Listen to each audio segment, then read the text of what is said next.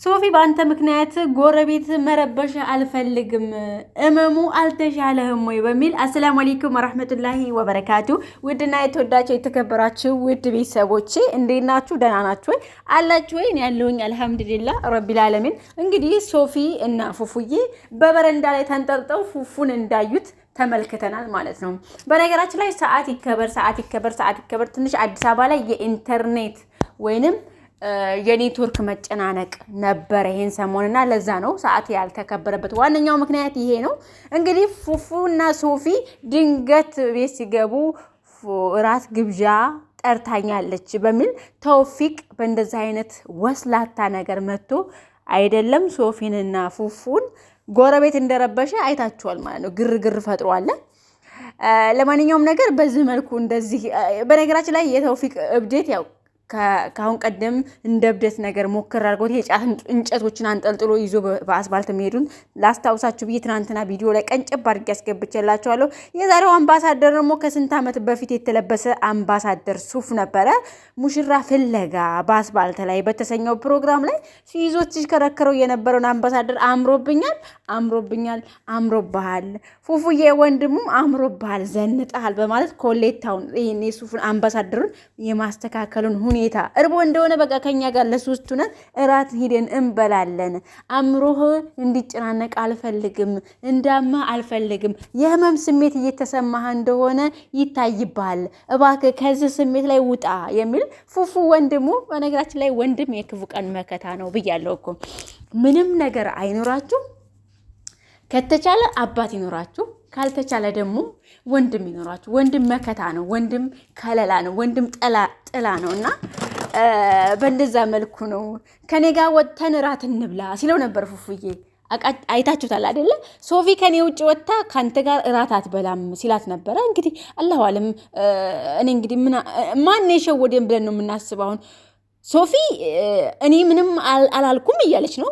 ቱፋም እንዴ ደውለሽልኝ ሰዎች እንኳን እየሰሙ ነው የደወልሽልኝ የሚለውን ነገር ነው። ሶፊም እንግዲህ አላየሁም ብላ ሸምጥጣለች። እንግዲህ መቼም ያው እብድና ዘመናዊ የልቡን ይናገራል ነው አይደለ? አሁን በነገራችን ላይ ሶፊ ብትናገርም ራሱ ብትለውም ራሱ አብዷል የሚለው ነገር አእምሯ ላይ ስላለ አላልኩም ብላ መሸምጠጥ ትችላለች። እንደዛ ነው እንደ ነገሩ። አይ አታረገውም። እኔ እዚህ ላይ እዩልኝ ፉፉዬ ምን አይነት ምን ያክል ሶፊና ነው ተውፊቅን እንደሚንከባከብ ማለት ነው። አንዳንድ ኮሜንታተሮች አሁንም እንደቀጠለ ነው። እባክህ ከህይወታቸው ውጣላቸው፣ ህይወታቸውን ይኑሩባቸው፣ አትበጥብጥ፣ ፉፉ ውጣ፣ ፉፉ እንዴ ፉፉ ምን አረገ እንዴ? የፎቶ ነገር ደግሞ ያው ፎቶውን ደግሞ ቤቱ ነገሩ ሶፊ ቤት እንዴት ተቀመጠ? በዛውም በክብር ፊት ለፊት ያባወራ መቀመጥ ባይዘው ፎቶ እኮ ማስቀመጥ አይቻልም እኮ። ምን አስባችሁ ነው እናንተ ግን እንዴ? አንዳንድ ጊዜ ደግሞ ለኛም የኛን ማሳብ አስተያየት ተቀበሉ ማለት ነው።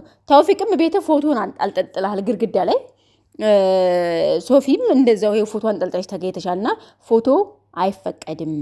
ፎቶ ያለበት ቤት መላእክቶች አይገቡም ይባላል አይደለ እንዴ? ምንድነው እናንተ ልጆች ግን ወዴት እየሄዳችሁ ነው? ለማንኛውም ለማስተዋወስ ያክል ነው እንጂ ከኔ ብለጥ በዲናችሁ ጠንካራ እንደሆናችሁ አውቃለሁ። ግን ይሄ የስራው ባህሪ ነው፣ የስራው ባህሪም ስለሆነ ነው ማለት ነው። እና ምንድነው የተውፊቅ ማለቃቀስ እንደቀጠለ ነው። የተውፊቅ ማለቃቀስ እንደቀጠለ ነው። እንግዲህ የፉፉዬ መንቀባረር እንደቀጠለ ነው። ሁለቱም ቀብራራዎቼ ናቸው። ሁለቱም ለኔ ምርጫዎቼ ወንድሞቼ ናቸው። ድምቀቶቼ። በጣም ነው የምወዳችሁ፣ በጣም ነው የማከብራችሁ። በዚሁ አጋጣሚ ሞር ደግሞ የስራ ሰዎች ናችሁ። በቃ እኔ በጣም ደስተኛ ነኝ ተውፊቅ ከፉፉዬ ጋር ስለሆነ፣ ፉፉዬ ከተውፊቅ ጋር ሆነው ስለሚሰሩ በጣም ደስ ብሎኛል ማለት ነው። ነገር ግን የእብደቱ ነገር የተውፊቅ እብደት ያው ታውቃላችሁ። ቀደም ያሉ ቪዲዮዎችንም ከትናንት ወዲያ ያስገባሁላችሁ። አይዟችሁ፣ አትጨነቁ፣ ሌላ ስህተት ውስጥ አትግቡ። ሌላ ስህተት ውስጥ የምትገቡ ምንድነው ተውፊቅ ከፉፉዬ ፉፉዬ ከተውፊቅ ህይወት ውጣ ምናምን ብላችሁ ለምታዘበዘቡ ሰዎች ነው። የስራው ባህሪ ነው አይደለም። አሁን እናንተ አንዳንድ ጊዜ እንደዚህ በንግግር ቀርቶ ተበጥብጣችሁ ብትጋቱ ራሱ የማይገባችሁ ሰዎች ያላችሁ ይመስለኛል ማለት ነው። ለምንድን ነው ሰዎችን ለመፈረጅ የምትቸኩሉት እንዴ? ታዋቸው፣ ይስሩ፣ ይበርቱ፣ ይጠንክሩ። እኛ የምንፈልገው ይሄንን ነው፣ እንዲሰሩ ነው፣ እንዲበረቱ ነው የምንፈልገው ማለት ነው። እና በቃ አትውቀሱ፣ ጀጅ አታርጓቸው፣ አትሰደቧቸው። ስፔሻሊ ፉፉን አትስደቡት እንዴ! ምን አረጋችሁ? ቆይ ውጣ ከህይወቱ፣ ህይወታቸውን አትበጥብጥ እንዴ! የምን ህይወት ነው ያላችሁ? ባልና ሚስቶች እኮ ናቸው። ምን አስባችሁ ነው? ምን አረገስ ፉፉ? ምን አረጋችሁ? ምን ያረጋችሁ ነገር አለ? አንዳንድ ሴቶች ደግሞ በፉፉ ቀልድ አናቅም። ሱፍዬ ሲያለቅስ ደግሞ ፉፉዬ ሂዳ ማለት ነው አባበለችው፣ እንባውን ጠረገችለት ምናምን። እኔ ለቤተሰቦች ያስፈታው ለቤተሰቦች ስል ነው ያስለቀኩ እንጂ መተህ እንድትረብሸኛ አይደለም። በነገራችን ላይ ያረጋችሁትን ነገሮች የምትወቅሱ ሰዎች ድጋሜ እንዳታረጉት። በቃ አለማድረጋችሁ እየተመረጠ ነው።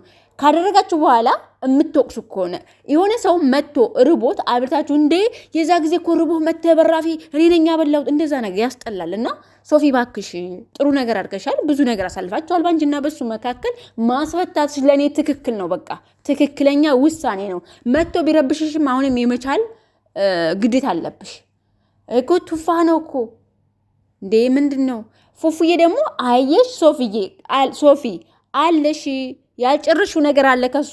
ፉፉዬ የመጀመሪያ ነገር አይረሳም። እኔ ልንገርህ ብዬ ነው። እኔ ሴት አይደለሁም። ምንም ነገር ቢፈጠር የመጀመሪያ ባል በፍጹም አይረሳም። አስረግጬ ነው የምነግርህ ማለት ነው። ስለዚህ ሶፊ አልጨረሽም ብለህ አትጠይቃት። አልጨርስም፣ መቼም አይጨረስም። አይደለም እንደዚህ በርቀት የተቀመጡ ሰዎች ሌላ ህይወት ውስጥ እንኳን ገብታ ወልዳ ብትኖር ማለት ነው አይጨርሱም። እኔ አልነግርህም። እኔ እንደዛ ነው የምነግርህ። እኔ ምንም አልደብቅም። የሴት ልጅ ስሜቷ እንደዛ ነው። ልቧ ጋር ያለው ነገር የመጀመሪያ ባሏን አትረሳም። እንዴ ምን ሆናችሁ ነው? እስኪ እንደው የተሻላችሁ መጀመሪያ ባላችሁ ወይንም የመጀመሪያ ፍቅረኛችሁ መጀመሪያ ፍቅረኛ የሚባል ነገር ባል ከሆነ ባል ነው። ገባችሁ? ፍቅረኛ የሚባል ነገር እሱ አይፈቀድም። ነታላው የማይፈቀድ ነገር ነው። ፍቅረኛ የሚባል ነገር የለም። ባልና ባል በቃ የዳር አጋር ነው። እና የመጀመሪያ የዳር አጋር ምንም ቢደረግ አይረሳም። ነገሩ እንደዛ ነው። እና ደግሞ ተውፊቅ እባክህ እየመጣህ አትረብሽ። በቃ አትረብሻቸው። ልጆቹ አትረብሻቸው አልኩ እንዴ? እየረበሽካቸው አይደለም። ወደ ጤና እንድትመለስ ሞክር። አንተ ለራስህ ያለው ራስህ ነህ። እውነት ለመናገር ለራስህ ያለው ራስህ ነህ። ከዚህ በኋላ ሶፊ ጨክና ከፉፉዬ ጋር ከሆነች ያንተ ነገር ውሃ ነው የሚበላው በዛው ከቀጠልክ። ነገር ግን አሁን ሰዎችም እብዴት ስለጀመረው እብድ ነው እየተባለ ነው። ይሄ ነገርህ እብዴት ካስባለ ሞር ደግሞ ሰዎች አይቀበልም። እንዴ እከሌ እኮ አብድ ነው። ተኔወይን ቱፋሄ ራስን ለማከም ራስን ለማሳመን እኔ ደህና ነኝ ድኛለሁ የማለትን ነገር እንድትሞክር ነው።